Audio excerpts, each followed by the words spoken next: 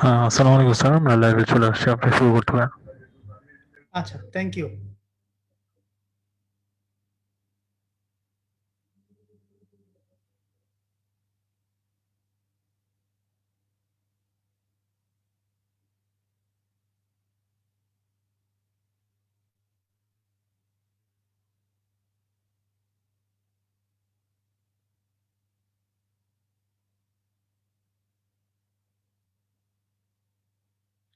বিসমিল্লাহির রহমানির রহিম।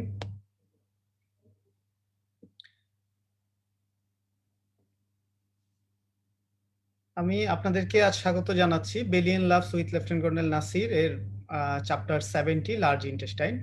আমরা বেলিয়ান লাভস থেকে পড়াশোনা করছি এবং তারই ধারাবাহিকতায় আজকে আমরা চ্যাপ্টার 70 লার্জ ইন্টেস্টাইনের প্রথম অংশ পড়ব। লার্জ ইন্টেস্টাইন অবশ্যই যে কোনো পরীক্ষার জন্য এবং ক্লিনিক্যাল প্র্যাকটিসের জন্য দুটার জন্যই সমানভাবে খুবই গুরুত্বপূর্ণ। আমরা চেষ্টা করব বুঝে পড়তে এবং এটা বেলিয়ান লাভসে যথেষ্ট ভালোভাবে লেখা আছে। অন্যান্য চ্যাপ্টারের মতো এটারও লার্নিং অবজেক্টিভস হলো প্রথমে অ্যানাটমি আছে, ফিজিওলজি আছে। এই অ্যানাটমি এবং ফিজিওলজি সম্পর্কে আমি বলবো যারা পার্ট 1 পরীক্ষা দিবেন অথবা এমডি এমএস পরীক্ষা দিবেন তাদের জন্য অত্যন্ত গুরুত্বপূর্ণ। বেলিয়ান লাভসে শুধু আছে যে যেই টপিকস গুলো নিয়ে আলোচনা করা হয়েছে এই অ্যানাটমি এবং ফিজিওলজি গুলো আপনাদের অ্যানাটমি ফিজিওলজি বই থেকে পড়বেন এবং বেলিয়ান লাভসে যেই সাবজেক্ট অ্যানাটমি এবং ফিজিওলজি যেই সাবজেক্টগুলো নিয়ে কিছুটা আলোচনা করা হয়েছে এগুলো অত্যন্ত গুরুত্বপূর্ণ। আর তারপরে বেশ কিছু গুরুত্বপূর্ণ ডিজিজ আছে এই চ্যাপ্টারে, আমরা ওগুলো পড়বো। সো প্রথমে অ্যানাটমি ফিজিওলজি, তারপরে যে অংশটা আছে বেরিয়ান লাভসে tumour of the large intestine. অর্থাৎ লার্জ ইন্টেস্টাইনের টিউমার গুলোকে নিয়ে আলোচনা করা হয়েছে। আমরা জানি যে কোনো টিউমারকে আমরা প্রথমে দুভাগে ভাগ করতে পারি, একটা হলো বিনাইন, একটা হলো ম্যালিগন্যান্ট। সো বিনাইন টিউমারের মধ্যে মোস্ট কমনলি যেটা লার্জ ইন্টেস্টাইনে আমরা ফেস করি সেটার নাম আমরা সাধারণত পলিপ বলি। পলিপ পলিপকে কিভাবে ক্লিনিক্যাল ডেসক্রিপশন করা হয়েছে? Polyp is any protrusion of the mucosa, এটা মনে রাখতে হবে। অর্থাৎ মিউকোজার এনি পোট্রিশন তাকে আমরা পলিপ বলি। এখানে নিচে মিউকোজা, সাবমিউকোজা আছে, মাসেল লেয়ার আছে, সেরোসা আছে। সো পলিপ বলতে আমরা বুঝতে পারছি আসলে পোট্রিশন অফ দ্য মিউকোজা। সো আমরা টার্মটা যদি এভাবে মনে রাখি, the term polyp is a clinical description or clinical condition, দুটোই আমরা বলতে পারি, of any protrusion of the mucosa. তার মধ্যে বিভিন্ন রকমের হিস্টোলজিক্যাল ডিফারেন্ট থাকতে পারে। আমরা ইন্টেস্টাইনাল পলিপের একটা টেবিল দেখতে পাবো কি কি ধরনের ইন্টেস্টাইনাল পলিপ আছে। লার্জ ইন্টেস্টাইনাল পলিপ মেইনলি এটা আছে আমাদের টেবিল 70.1 এ। What are the type? It may be inflammatory, it may be metaplastic, it may be hamartomatous, it may be neoplastic. অর্থাৎ basically intestinal large intestinal polyp are divided into 4 group. One is inflammatory type, one is metaplastic type, one is hematomatous type, and one is neoplastic type. Okay, there are 4 group. And among the inflammatory group er moddhe inflammatory polyp, this is also called pseudo polyp in ulcerative colitis. Then holo metaplastic or hyperplastic polyp. Then holo hematomatous, pure Jeghers polyp or juvenile polyp. Then neoplasm, this divided in 2 type, one is benign and one is malignant. এর মধ্যে adenoma and tubular adenoma, villus adenoma, and tubulovillus adenoma. Okay, and adenocarcinoma and carcinoid tumor. আমরা এই পলিপের নামগুলো মনে রাখার চেষ্টা করব tumour of the large intestine অংশে। দেন আমরা দুটা ডিজিজ কন্ডিশন সম্পর্কে আমাদেরকে জানতে হবে। বেলিয়ান লাভস এরকম প্রত্যেকটা চ্যাপ্টারে কিছু কিছু ডিজিজ সম্পর্কে আলোচনা করা হয়েছে। এই ডিজিজ সম্পর্কে কিছু বেসিক নলেজ আমাদেরকে জানতে হবে, যে কোনো পরীক্ষার জন্য হোক বা পার্সোনাল প্র্যাকটিসের জন্য হোক বা অ্যাজ এ সার্জন হিসাবে অথবা অ্যাজ এ সুপার স্পেশালিস্ট হিসাবে এই ডিজিজগুলো সম্পর্কে আমাদের জানতে হবে। যেমন এই চ্যাপ্টারে প্রথমে যে ডিজিজটা নিয়ে আলোচনা করা হয়েছে সেটাকে আমরা সংক্ষেপে ফ্যাব বলি, অর্থাৎ ফ্যামিলিয়াল অ্যাডিনোমাটাস পলিপোসিস। ফ্যামিলিয়াল অ্যাডিনোমাটাস পলিপোসিস বা প্যাপ। প্রথমে আসি এটাকে আমরা কিভাবে ডিফাইন করব। হ্যাঁ, এটার ডেফিনিশনে বলা হচ্ছে is defined clinically presence of 100 colorectal adenoma. অর্থাৎ আমরা যদি কোলন এবং রেক্টামে মিলিয়ে যদি মোর দেন 100 পলিপ যদি আমি পেয়ে থাকি তখন আমি সাসপেক্ট করব যে it is a familial adenomatous polyposis. এর সঙ্গে কি থাকতে পারে? এর সঙ্গে ডিউডেনাল এডিনোমা থাকবে এবং মাল্টিপল এক্সট্রা ইন্টেস্টাইনাল ম্যানিফেস্টেশন থাকতে পারে। হ্যাঁ, সো ফ্যামিলিয়াল এডিনোমাটাস পলিপোসিস অথবা ফ্যাপ কে আমরা এই ডেফিনেশনটাই আমরা বলতে পারি, কিন্তু আমাদেরকে মনে রাখতে হবে এখানে মোর দেন 100 পলিপ আমাদের থাকতে হবে, তার চেয়ে কম হলে আমরা এটা ফ্ল্যাপের মধ্যে ফেলতে পারবো না। তারপরে ফাইনাল ডায়াগনোসিস জন্য আমাদের জেনেটিক অ্যানালাইসিস প্রয়োজন এবং অন্যান্য ইনভেস্টিগেশন প্রয়োজন। হ্যাঁ, এটা সাধারণত একটা ফ্যামিলি হিস্ট্রি থাকে এবং এখানে এপিসি জিন, it is related to the mutation in the APC জিন। আমরা বিভিন্ন ডিজিজ পড়ার সময় এরকম জেনেটিক ডিজিজগুলো আমরা কোন জিনের মিউটেশনের জন্য এই ডিজিজটা ডেভেলপ করে সেটা আমরা দেখতে পাবো। Okay, so familial FAP is a disease of mutation in the APC gene. APC জিনটা কোথায় থাকে? Short arm of the chromosome 5, এটা আমাদেরকে মনে রাখতে হবে। এপিসি জিন কোথায় থাকে?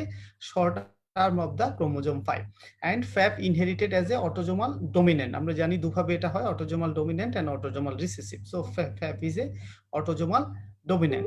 Then one important information about the FAP, the lifetime risk of colorectal cancer is 100%, অর্থাৎ FAP এর পেশেন্টের ক্ষেত্রে শতভাগ নিশ্চিত যে তার ভবিষ্যতে কোলোরেক্টাল ক্যান্সার হবে। Okay, so the lifetime risk of colorectal cancer is 100% in a patient with FAP. So আমাদেরকে এটা মনে রাখতে হবে যে FAP এর ক্ষেত্রে আমাদের কোলোরেক্টাল ক্যান্সারের সম্ভাবনা শতভাগ।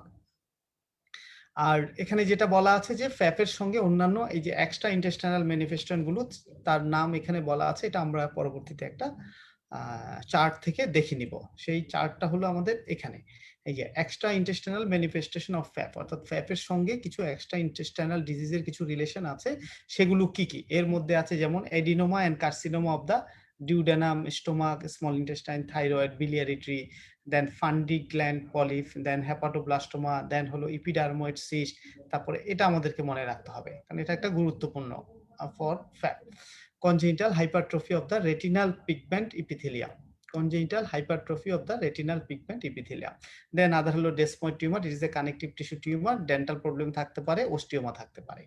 সো FAP এর সঙ্গে এই ধরনের এই ক্লিনিক্যাল কন্ডিশন গুলো আমাদের রিলেটেড থাকতে পারে। এই যে up to 50% of the patient with FAP have congenital hypertrophy of the retinal pigmented epithelium which can be used to screen affected families if genetic testing is unavailable. FAP সাধারণত আমরা genetic testing এর মাধ্যমে অর্থাৎ এই মিউটেশনটা identify করার চেষ্টা করি। যদি সেটা ফ্যাসিলিটিস না থাকে তখন আমরা এই কন্ডিশনটা দিকে লক্ষ্য রেখে আমরা হয়তোবা একটা ডায়াগনোসিসে পৌঁছাতে পারি। এই জন্য এটা গুরুত্বপূর্ণ। দেন হলো ক্লিনিক্যাল কন্ডিশন। ক্লিনিক্যাল কন্ডিশনের মধ্যে প্রথমেই বলবো যে পেশেন্ট কিভাবে প্রেজেন্ট করবে, যেটা হয়তোবা এখানে একদম ভালোভাবে লেখা নেই। তবে প্রথম কথা হলো পেশেন্ট খুব আর্লি এইজে পেশেন্ট আমাদের কাছে carcinoma of the large bowel develop 10 to 20 years after the patient early age present করবে। এটা বলার উদ্দেশ্য হলো আমরা পরবর্তীতে যে ডিজিজটা দেখব HNPCC, সেখানে আমরা দেখব ওটা লেট এজে প্রেজেন্ট করে। সো ফ্ল্যাপের ক্লিনিক্যাল কন্ডিশন এটা আর্লি এজে প্রেজেন্ট করবে। পেশেন্ট কি নিয়ে প্রেজেন্ট করবে? পেশেন্ট সাধারণত পার রেক্টাল ব্লিডিং, এটা মেলেনা হতে পারে, ফ্রেশ ব্লাড হতে পারে, পার রেক্টাল ব্লিডিং নিয়ে প্রেজেন্ট করবে। তারপরে পেশেন্ট অ্যাবডোমিনাল পেইন, ডিসকমফোর্ট এগুলো নিয়ে প্রেজেন্ট করবে। পেশেন্ট যেহেতু অ্যাবডোমিনাল ডিসকমফোর্ট থাকে সেক্ষেত্রে অ্যানোরেক্সিয়া হতে পারে, ভমিটিং হতে পারে। সো এই ধরনের ক্লিনিক্যাল কন্ডিশনগুলো নিয়ে পেশেন্ট আমাদের কাছে প্রেজেন্ট করবে। আর পেশেন্ট যখন প্রেজেন্ট করবে তখন আমরা কি করব? যদি ফ্যামিলি হিস্ট্রি থেকে আগে থেকে জানা থাকে তাহলে তো আমরা পেশেন্টকে ওইভাবে অ্যাড্রেস করবো। আমাদের মেইন ইনভেস্টিগেশন হলো আমাদের এন্ডোস্কোপি। সো আমরা এন্ডোস্কোপি যদি করি, এন্ডোস্কোপি করলে আমরা দেখতে পাবো আমাদের ডায়াগনস্টিক ক্রাইটেরিয়া ছিল, যদিও এখানে সিগমেডোস্কোপি লিখেছে, কিন্তু আমরা এটা সিগমেডোস্কোপি লিখতে পারি অথবা কোলোনোস্কোপি লিখতে পারি। হ্যাঁ, এটা হলো ব্রিটিশ প্রোটোকল। ব্রিটিশ প্রোটোকলে যেখানে আপনার এটা অন্যান্য অনেক ডিজিজেই আপনারা এই জিনিসটা পাবেন, যেখানে সরকারি খরচে চিকিৎসা করা হয় সেখানে তারা যত কম সম্ভব ইনভেস্টিগেশন করবে। সো যেহেতু ওদের এটা ডায়াগনোসিস সিগমোইডোস্কোপি দিয়েই ওরা করে ফেলতে পারছে, সো তারা কোলোনোস্কোপিতে যাবে না। কিন্তু আমাদের দেশের জন্য আমরা অবশ্যই কোলোনোস্কোপি করে লিখবো। হ্যাঁ, এটা মনে থাকবে, এটা যেন আপনার মনে থাকে। এরকম আমরা আরো অন্যান্য ডিজিজ কন্ডিশনেও পাবো যে why not colonoscopy, because this Bailey and Love's is a British standard book. So they follow their national guideline. তারা তাদের ন্যাশনাল গাইডলাইন অনুযায়ী তাদের সিগমোইডোস্কোপি করলে তাদের খরচ অনেক কমে যায়, বার্ডেন হেলথ সিস্টেমের উপর খরচের বার্ডেন অনেক কমে যায়, যার কারণে তারা সিগমোইডোস্কোপি করে। সো আমাদের জন্য আমরা কি করব? সরি, আমরা কোলোনোস্কোপি করব। কোলোনোস্কোপি করলে কি পাবো? আমরা এই যে পলিপগুলো পাবো। ওকে? আমরা পলিপগুলি পাবো। দেন আমরা অন্যান্য ব্লাড রিলেটেড ইনভেস্টিগেশন করব এবং ফ্যামিলি ট্রিটা আমরা সার্চ করতে পারি যদিও আমাদের দেশে এতটা সুযোগ সুবিধা হয়তো নাই, কিন্তু আমরা এটা ধারণা রাখবো। ওকে? তারপর এটা আমরা দেখেছি। দেন হলো এই যে পলিপ এরকম দেখা যাবে। এখানে সামারি বক্সে ফিচার অফ ফ্যাপ সম্পর্কে কিছু বলা আছে। It is a autosomal dominant inherited disease. It is a autosomal dominant inherited disease due to mutation of the APC gene. Then হলো মোর দেন 100 কোলোনিক অ্যাডিনোমাস আর ডায়াগনস্টিক, অর্থাৎ ডায়াগনোসিস জন্য মোর দেন 100 পলিপ আমাদের থাকতে হবে। Prophylactic surgery is indicated to prevent the colorectal cancer, অর্থাৎ যেহেতু আমরা দেখেছি ফ্যাপের ক্ষেত্রে আমাদের ক্যান্সার হওয়ার সম্ভাবনা শতভাগ। সো এক্ষেত্রে আমাদের এই ফ্যাপের চিকিৎসা হলো যে একটা এইজের পরে পেশেন্টকে আমরা কি করব? পেশেন্টকে আমরা সার্জারির জন্য অ্যাডভাইস করব। হ্যাঁ, দেন প্রোফাইলেকটিভ সার্জারি, অর্থাৎ ভবিষ্যতে যেহেতু তার আর ক্যান্সার না হয়। Then polyp and malignant tumour can be develop in the duodenum and small bowel, অর্থাৎ একই রকম পলিপ ডিউডেনামও হতে পারে, স্মল বাউলও হতে পারে। এটা আমরা ডেফিনেশনে দেখে এসেছি। এখন হলো সার্জারিটা কি করব? যেহেতু আমাদের ফ্যাপ যদি এখানে শুরু হয় আমাদের স্মল ইন্টেস্টাইন থেকে লার্জ ইন্টেস্টাইন পর্যন্ত, হ্যাঁ, দেন হলো আমাদের রেকটাম পর্যন্ত। ওকে, সেক্ষেত্রে আমরা কি করতে পারি? যেমন এখানে 3টা সার্জারির কথা বলা আছে। প্রথম সার্জারির কথা বলা আছে কোলেক্টমি। কোলেক্টমি মানে আমি টোটাল কোলন ফেলে দিব। টোটাল কোলন ফেলে দিব, ফেলে দিয়ে আইলিও রেকটাল অ্যানাস্টোমোসিস, অর্থাৎ রেকটামের সঙ্গে স্মল ইন্টেস্টাইনে অ্যানাস্টোমোসিস করব, অর্থাৎ কোলেক্টমি, অর্থাৎ টোটাল কোলন, অর্থাৎ caecum, ascending colon, transverse colon, sigmoid colon আমি রিমুভ করব এবং স্মল ইন্টেস্টাইনের সঙ্গে আমি রেকটামের অ্যানাস্টোমোসিস করব। এই জন্য এটাকে বলা হচ্ছে আইলিও রেকটাল অ্যানাস্টোমোসিস। সো এটা একটা সার্জারি। সেকেন্ড হলো আমরা প্রোক্টোকোলেক্টমি করতে পারি। প্রোক্টো মানে হলো রেকটাম, অর্থাৎ আমি রেকটাম সহ ফেলে দিব।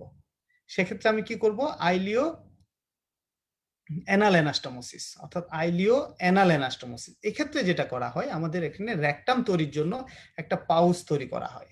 এই জন্য এটাকে বলা হচ্ছে আইলিয়াল পাউচ অ্যানাল অ্যানাস্টোমোসিস। আমরা এভাবেও লিখতে পারি, আর যদি আমাদের বর্ণনা থাকে আমরা আইলিও অ্যানাল অ্যানাস্টোমোসিস, অর্থাৎ আমরা কোলন টোটালটা রিমুভ করব এবং আমরা তার সঙ্গে রেকটাম রিমুভ করব। যেহেতু পেশেন্টের কোলনও নেই, রেকটামও নেই, সো আমরা স্মল ইন্টেস্টাইনের সঙ্গে অর্থাৎ আইলিয়ামের সঙ্গে আমরা অ্যানাল ক্যানেলের অ্যানাস্টোমোসিস করব। এই জন্য এটার নাম হলো রেস্টোরেটিভ। যেহেতু আমরা অ্যানাল ক্যানেলটা আমরা প্রিজার্ভ করব, এই জন্য বলা হচ্ছে। অথবা আমরা প্রোক্টোকোলেক্টমি লিখতে পারি, প্রোক্টোকোলেক্টমি উইথ আইলিয়াল পাউচ। যদি আমরা পাউচ করি তাহলে আইলিয়াল পাউচ অ্যানাল অ্যানাস্টোমোসিস, যদি আমরা পাউচ না করি তাহলে আইলিয়াল অ্যানাল অ্যানাস্টোমোসিস। পাউচ সাধারণত করতে হয়।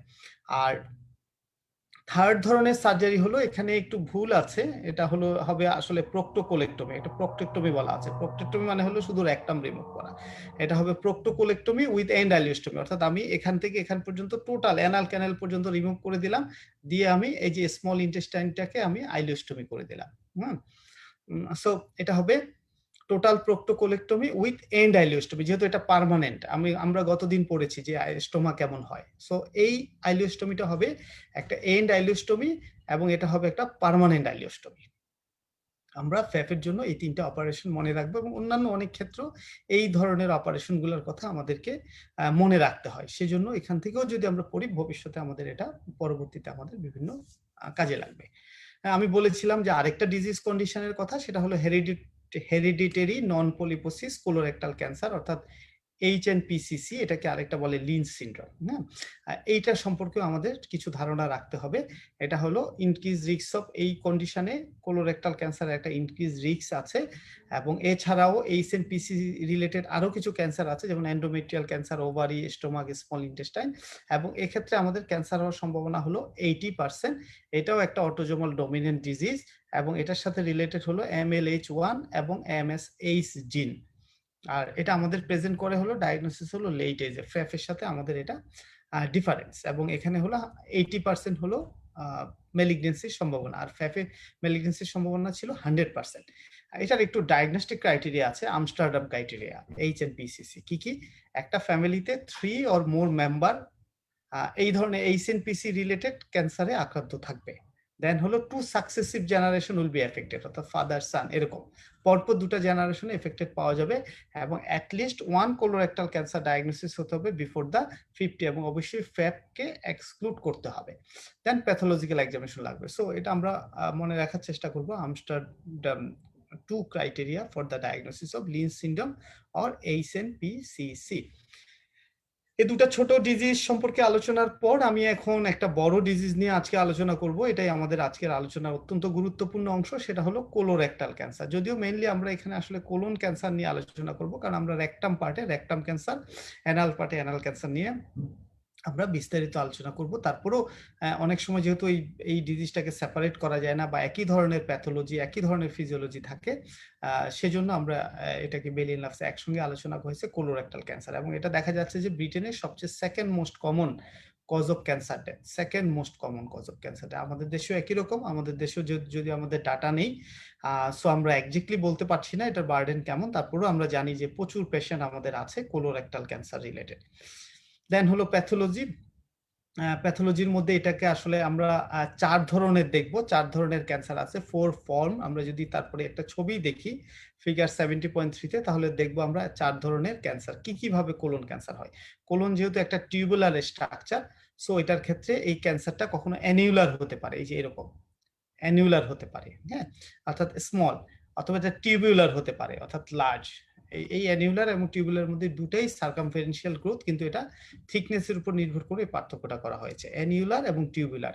দেন হলো আলসারেটেড, অর্থাৎ আলসার পাওয়া যেতে পারে। দেন হলো কলিফ্লাওয়ার। কলিফ্লাওয়ার মানে ফুলকপির মতো একটা গ্রোথ, হ্যাঁ।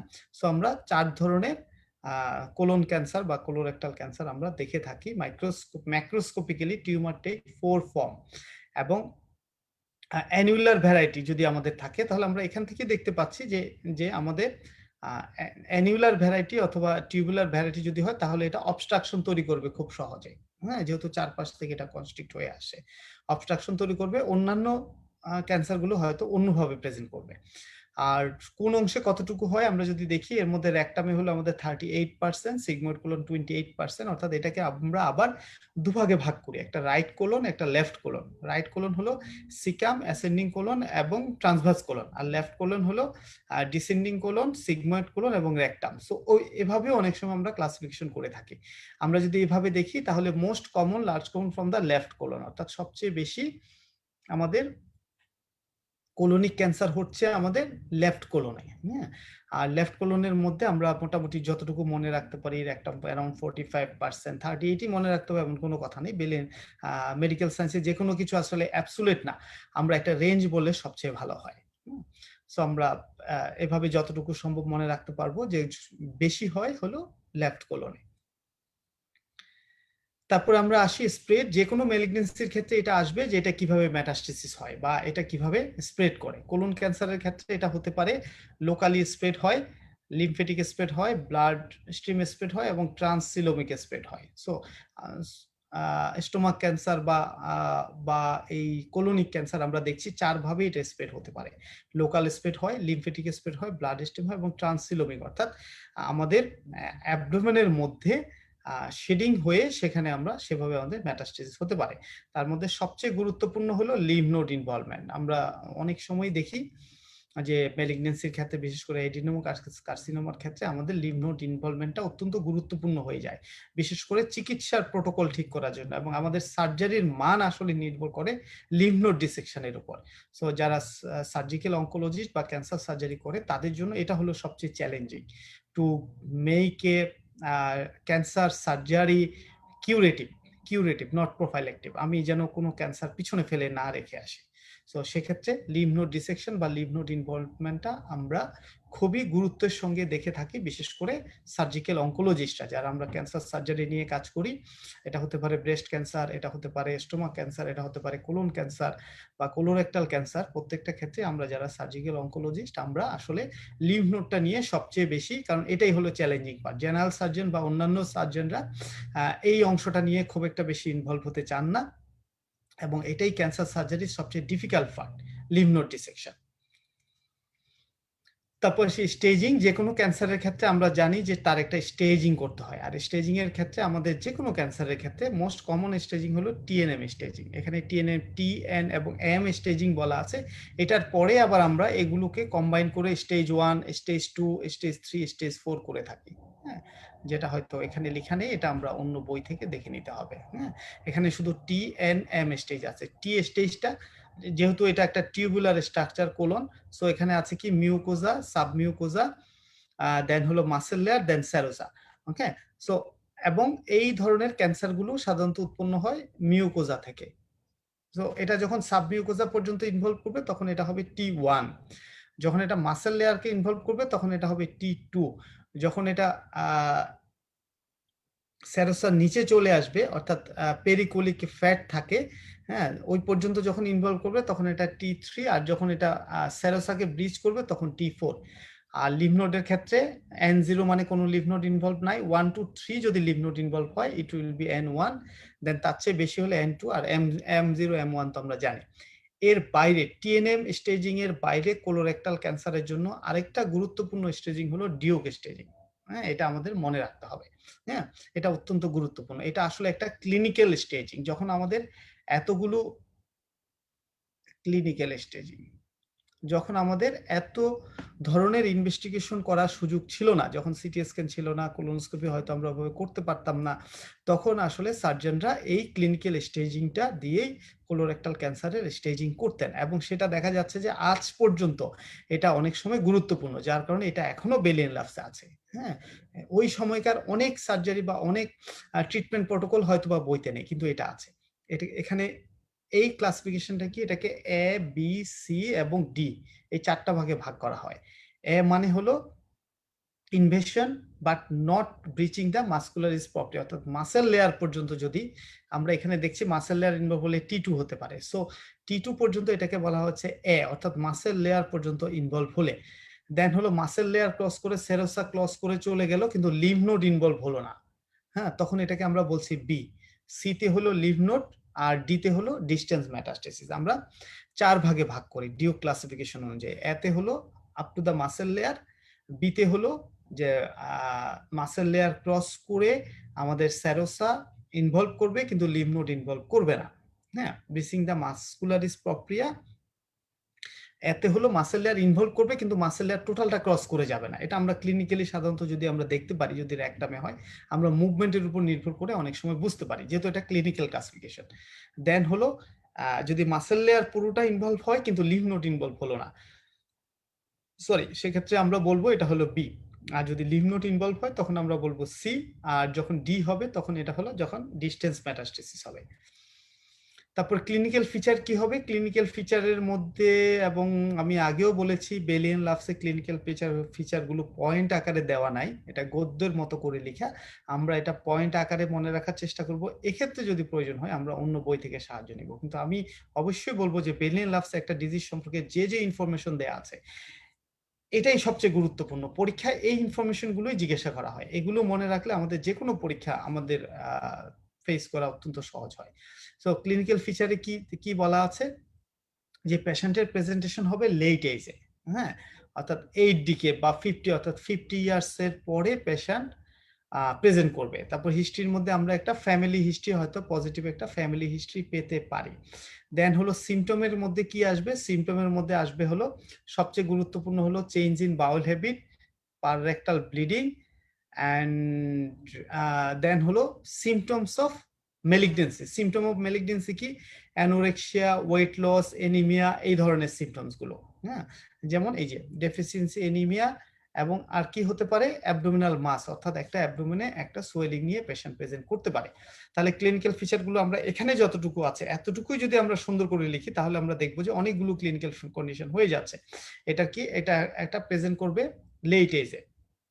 তারপরে এখানে অনেক সময় ফ্যামিলি হিস্ট্রি পজিটিভ থাকতে পারে। তারপরে কি থাকতে পারে? পাররেক্টাল ব্লিডিং থাকতে পারে। হ্যাঁ, দেন কি থাকবে? দেন হলো change in bowel habit or alteration in bowel habit, আমরা যেভাবে বলে থাকি। তারপরে হতে পারে কি? এনিমিয়া হতে পারে।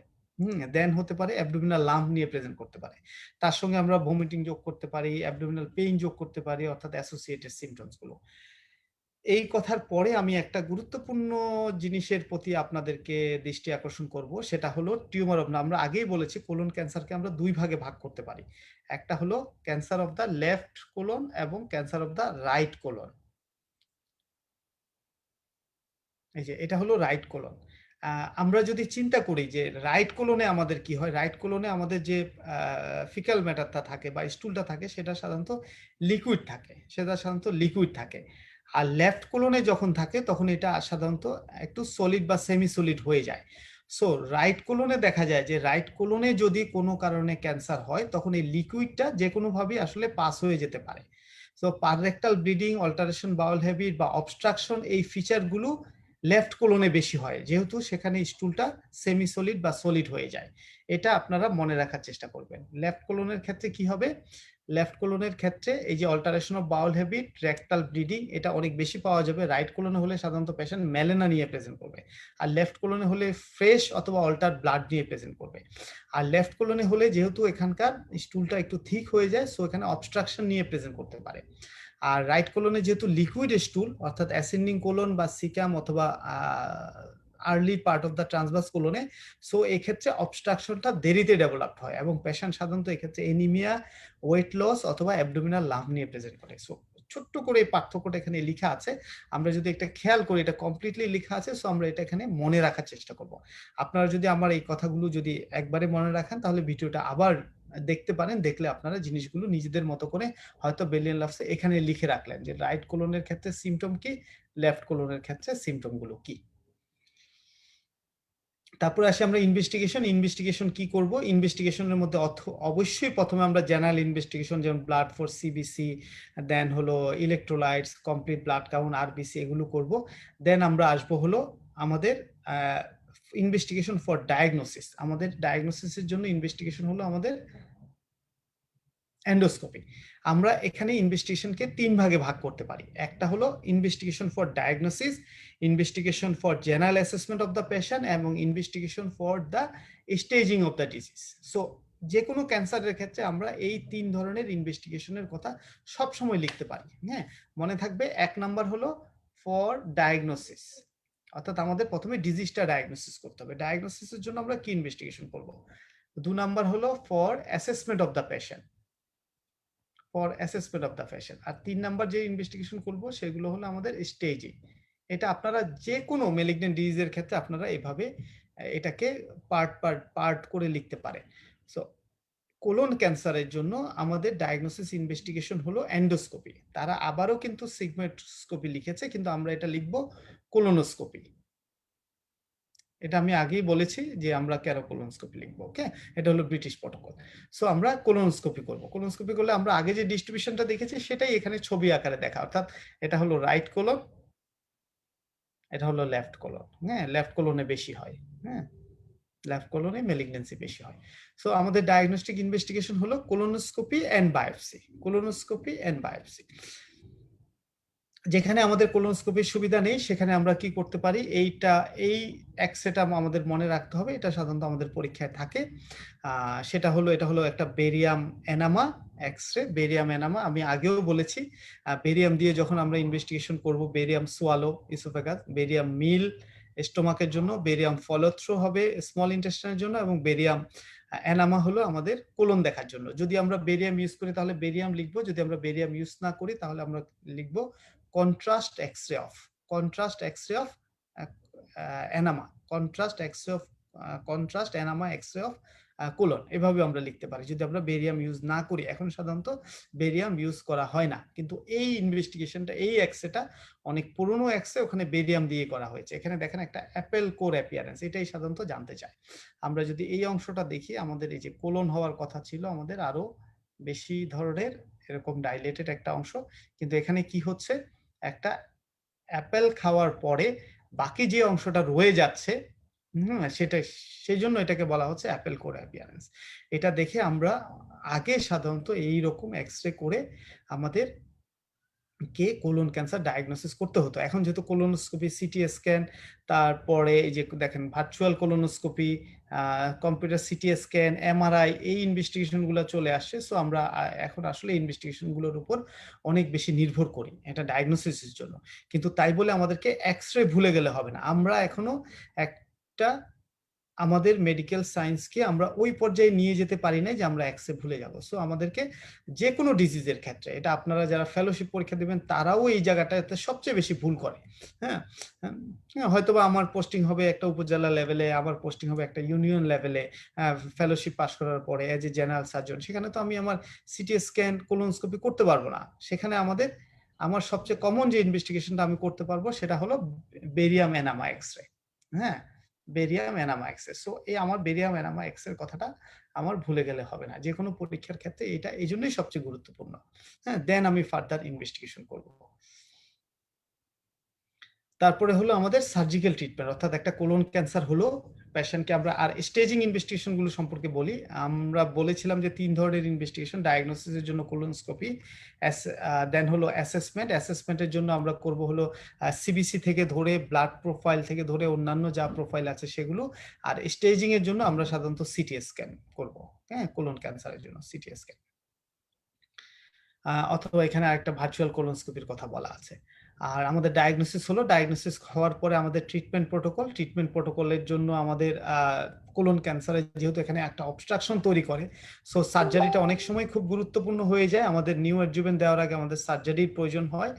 আর স্টেজিং এর উপর নির্ভর করে আমরা নিউ অ্যাডজুভেন্ট দিব না সার্জারি করব, কোন ধরনের প্রোটোকলে যাব সেটা আমাদের টিউমার বোর্ড করে আমাদের সব যেটা হলো আমরা বিভিন্ন গাইডলাইন ফলো করি। আমরা বিভিন্ন গাইডলাইন ফলো করে টিউমার বোর্ড থেকে আমরা সিদ্ধান্ত নেই যে এই পেশেন্টের জন্য কোন চিকিৎসাটা সবচেয়ে বেশি গুরুত্বপূর্ণ। এটা এককভাবে আমি সার্জন হিসাবে আসলে এই সিদ্ধান্তটা নেওয়ার কোনো অধিকারই আমার নাই এবং কখনোই নেওয়া উচিত না। এখানে সাধারণত টিউমার বোর্ড ফর্ম করে সবাই মিলে সিদ্ধান্তটা নেওয়া উচিত যে পেশেন্টের ক্ষেত্রে যেটা বেনিফিটেড। এটা এমন না যে আমি সার্জন বলে আমি যা বলবো সেটাই, অনকোলজিস্ট বলে উনি যা বলবে সেটাই, এটা এরকম না। এটা হলো ইন্ডিভিজুয়াল পেশেন্টের জন্য যেই সিদ্ধান্তটা বেনিফিটেড হবে সেই সিদ্ধান্তটাই আমাদেরকে নিতে হবে। সার্জিক্যাল ট্রিটমেন্ট যদি আমরা করি সেক্ষেত্রে একটা জিনিস হতে হবে, pre operative preparation. Pre operative প্রিপারেশনের মধ্যে আছে বাউল প্রিপারেশন। এটা বেলিয়ান লাভসে ভালো করে নেই, এটা আমরা অন্য বই থেকে পড়বো। বাউল প্রিপারেশন এখানে সাধারণত মেকানিক্যাল বাউল প্রিপারেশন, মেকানিক্যাল বাউল প্রিপারেশন আপনি এটা লিখে রাখতে পারেন। 3 ডেজ মেকানিক্যাল বাউল প্রিপারেশন, এটাকে অন্যভাবে বলে 3 ডেজ মেকানিক্যাল বাউল প্রিপারেশন। এখানে পেশেন্টকে সাধারণত প্রথম ডেতে, অর্থাৎ অপারেশনের 3 দিন পূর্বে নন রেসিডুয়াল ডায়েট দেওয়া হয়, অর্থাৎ ভাত, ডাল এবং ডিম এই ধরনের খাবার, যেখানে কোনো রেসিডুয়াল ডায়েট থাকবে না। অর্থাৎ আমরা মাছ, মাংস, তারপরে আমরা সবজি, এই ধরনের খাবারগুলো অ্যাভয়েড করব। সো 3 ডেজ এর মধ্যে নন রেসিডুয়াল ডায়েট দেওয়া হয়। তারপরে সেকেন্ড ডেতে লিকুইড ডায়েট দেওয়া হয় এবং থার্ড ডেতে আমরা যেটা করি পেশেন্টকে সাধারণত পিইজি, পলিইথাইলিন গ্লাইকল দিয়ে আমরা মেকানিক্যাল ক্লিন করি। সো এটা এখানে নাই, আমি এখানে বলে রাখলাম। আমরা বাওয়েল প্রিপারেশন, যদিও এখানে বলা হয়েছে যে এখানে খুব কমই বাওয়েল প্রিপারেশনের এভিডেন্স আছে, যেটা প্রয়োজন না অপ্রয়োজন নয় এই ডিবেটে আমরা এখনো যাব না। আমরা আমাদের দেশের জন্য এখনো আমরা বাওয়েল প্রিপারেশন করে থাকি, সো আমাদেরকে বাওয়েল প্রিপারেশনটা অবশ্যই ভালো করে মনে রাখতে হবে।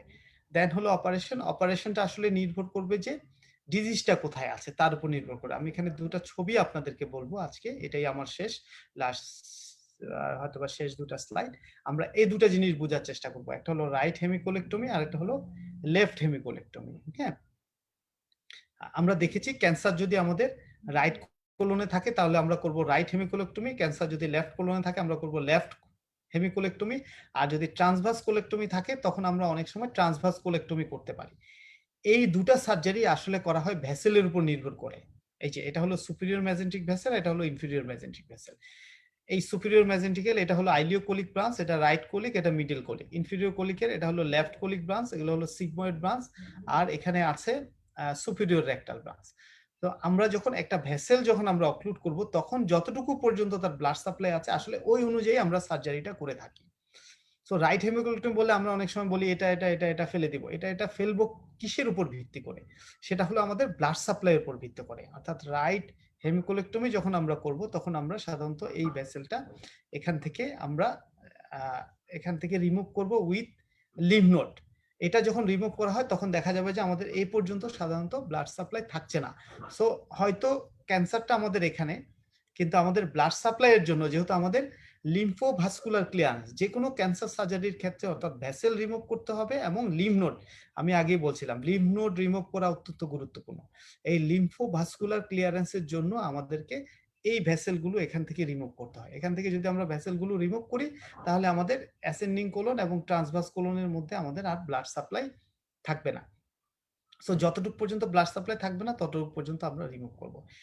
সেম ঠিক একই জিনিস হবে আমাদের লেফট কোলনের ক্ষেত্রে। আমরা ভেসেল রিমুভ করব, ভেসেল অনুযায়ী যতটুকু পর্যন্ত আমাদের ব্লাড সাপ্লাই থাকবে না ততটুকু অনুযায়ী আমরা অ্যানাটমিক্যাল স্ট্রাকচার রিমুভ করব। সো এই দুটা জিনিস অত্যন্ত বেলিয়ান লাভসে সুন্দর করে ছবি দেওয়া আছে, যদিও ভেসেলগুলোর নাম লেখা নেই। এটা হলো সুপিরিয়র মেজেন্টিক, এটা হলো ইনফিরিয়র মেজেন্টিক। আপনারা এটা মনে রাখার চেষ্টা করবেন এবং সেই অনুযায়ী আমরা সার্জারি করব। তাহলে আজকে এই পর্যন্ত চ্যাপ্টার 70-র প্রথম অংশ। আমি নেক্সট ডেতে সেকেন্ড অংশ নিয়ে আলোচনা করব। সবাইকে ধন্যবাদ।